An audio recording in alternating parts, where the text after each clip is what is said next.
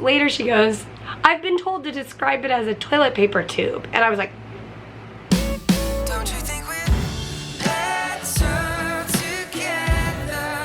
Oh, I think we are. Good morning, guys. I am at our car place, dropping off my car. I'm getting picked up by the rental car place, getting a rental car, all the details. But okay. Good morning, Mary's at home. It was a rough night. I'll have her tell you about that. Yeah. And I am home. I just sent a picture to my parents and my sister and I said, do you guys want to come back? All the towels are clean and Ollie will keep them warm for you. He's like, yeah, you should come back. Yeah. I'm really excited to have a brand new room to do my stuff in. This is where Mary's parents stayed, and we brought her vest down here this morning so she could come down, and she's got a perfect view of right here. This tree is where the little birdies are. And my window box flowers, which are exploding with goodness. Goodness. But yeah, anyway, I'm excited to be down here. Like we've talked about changing your, like if you have to do something monotonous, maybe it's treatments, change where you do it, mix it up sometimes. And this is a brand new spot for me. So anyway, last night was a lot of coughing. Yeah. And I have no idea why. I don't know if it's my sinuses making me cough. I mean, it was my lungs making whatever. It was a lot of junky coughing, like coughing up a lot of mucus, and just for probably an hour straight in the middle of the night. I feel like it kind of came and went but then it would start again, and then it would. You couldn't settle, like your body just like couldn't lay down, and. But anyway, and today I bet you can't even guess. What? I have a headache. I don't even know what to do. Yeah. Like, literally, I don't know if I should, like, what med I should take. Because I started having side effects. I don't even know. Yeah. So I'm kind of just like, okay, fine. Like, fine, head. If you want me in bed, I'll stay in bed. Well, your body probably needs rest after last night anyways. Hi, buddy. Hi, buddy. I did get some medical stuff figured out. I called, and my CAT scan tomorrow for my sinuses does not have contrast, so I do not need to be accessed for that. But I did, however, we're going to pick up some power port needles because I have a power port, but I don't have the power lock needles. So we're going to pick those up at the hospital tomorrow while we're there for my CAT scan because I have an MRI on Monday.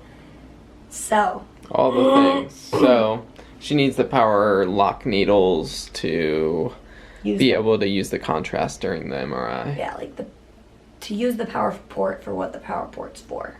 You have to have special needles, which we don't have any of those on hand. And I had been contacting both of my IV companies and neither of them have them. And I'm like, wait, what? So, anyway. Getting things figured out.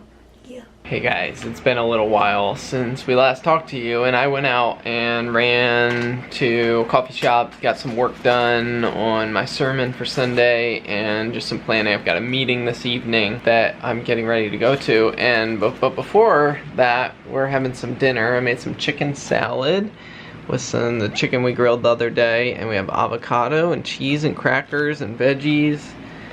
And how was your afternoon? Fell asleep? And then my lungs had to wake up again. The struggle of taking a nap. Yeah. I only slept for like 20 minutes though. I like woke up breathing really heavy. I don't know if I was like... Interesting. I know I was dreaming that I was singing. Maybe you're out of breath from singing. I don't know. Amazing. Do you guys want to water the flowers with me? I mean, if you were here, this is what we'd be doing. So, and then of course, Ollie wants to eat the water.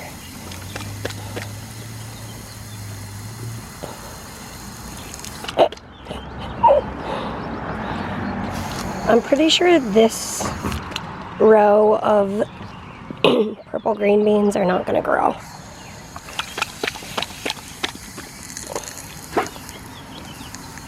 Hey Ollie, I kind of need to water the purple bush beans, okay? That versus that. What do you guys think?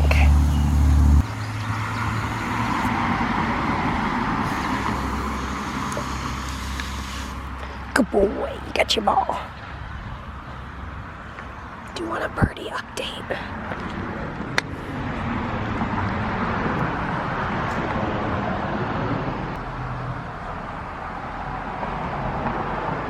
I don't know if you guys could see, but there are 4 birds in there, and they are amazing.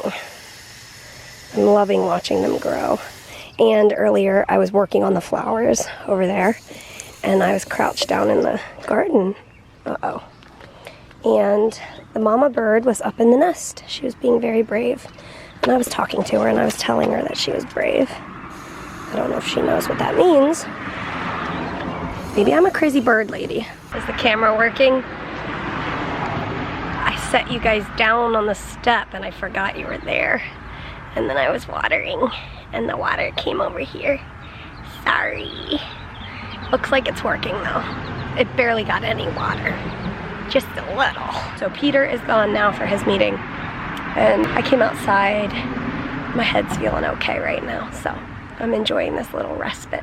I am back in the house now. I wanted to be sure to let Mama Birdie back on her nest. She's getting brave. She comes down, but she feels more comfortable if I'm not out there. So I finished watering and came back in. And I'm just gonna go ahead and do my vest. So when Peter gets back from his meeting, if I'm feeling good, then we can hang out. If I'm not feeling great, then we'll just go in bed and watch a show or something. But yeah, even though I kind of feel like I kind of did just get out of this bed, but I'm okay with getting back in. I really do like the new change of scenery down here. It makes a big difference. When I'm doing my vest and I can't hear anything because it's too loud, he's my, I almost said barometer. He's my ears. He lets me know when somebody's at the door. And sometimes I can tell by his body language, and sometimes he barks. But mostly it's body language. See how his ears are all perked up? What's out there, Bonesy? Do you hear something? Thanks for letting me know. Obviously, I stopped my vest to make this clip.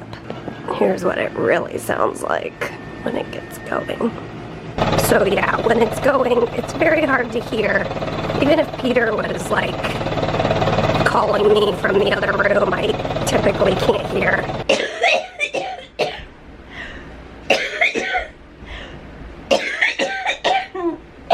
Hello. Say hi. Hi guys.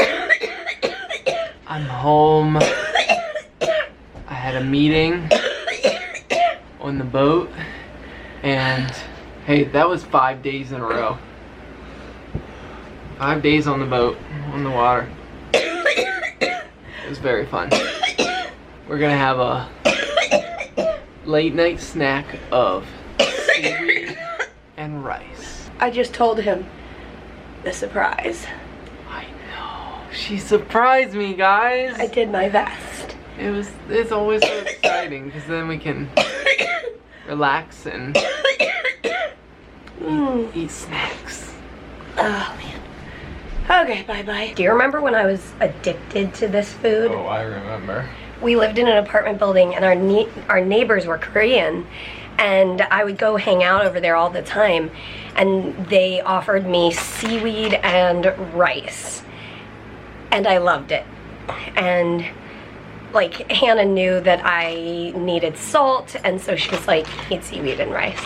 And so I got like legitimately addicted to it, and they would buy you packs of it at H Mart, right? Yeah, they would buy me not this little wimpy pack, like a legit pack of seaweed, and I would go over there, or I'd text her, because can you hold that? It's about to.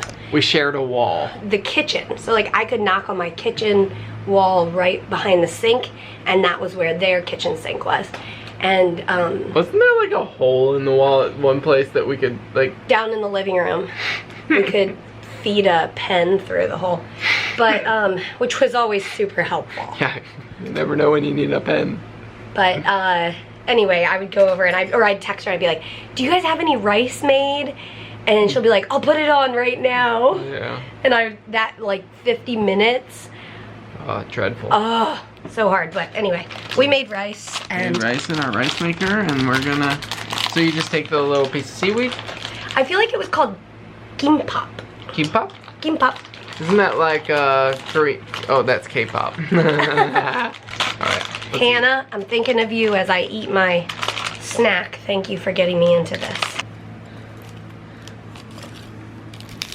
Oh man, this is how I used to do it, but it used to fold.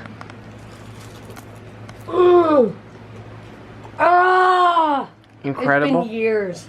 Trying to follow your line of logic here. I don't know my line of logic. Mary just like put her head down on the pillow in front of her like that, and I was like, do you want to go upstairs and go on the bed? Or her response was, I don't want to go upstairs. And I was like, why? And she said, because I didn't feel good today. I don't. So, does that mean like you want to stay awake longer because you didn't feel good? I'm assuming. Okay. But I don't. I'm tired. I didn't sleep. I mean, Yeah. did you sleep last night? I mean, I slept when I wasn't not sleeping. I think also it's getting, as the mornings get harder, the going to sleep gets more kind of drudgery. Like, I know that I'm gonna wake up coughing more. It's hard. It is a little bit hard. When you like dread going to bed. Because of the wake up. Yeah. Did you show him the birds? I think I held the camera up there. But if you want, we can insert some of my photos, or my video from my phone.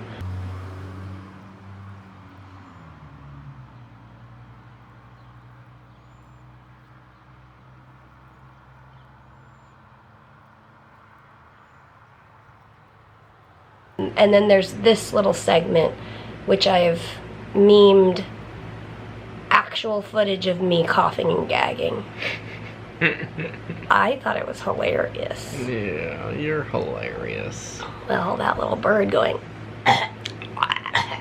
I'm still so confused about the MRI on Monday, because when we were with the neurologist, when we were talking about the MRI, didn't we ask him, is it with contrast? And he said no. Oh, I called because of the open machine.